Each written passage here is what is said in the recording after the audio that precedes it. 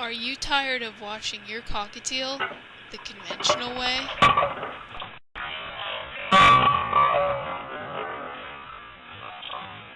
Gallons of water are wasted every day, making sure the temperature is just right, costing you dozens of dollars.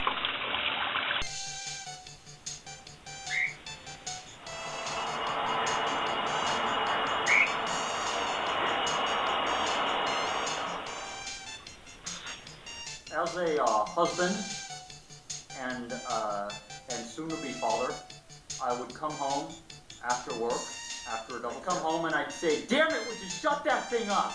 And I would fight with my wife, and I would argue with our unborn child still in the womb. Bathing the teal in the sink, that wasn't going to happen. She'd have it another way. It's what drove me to drink in the first place.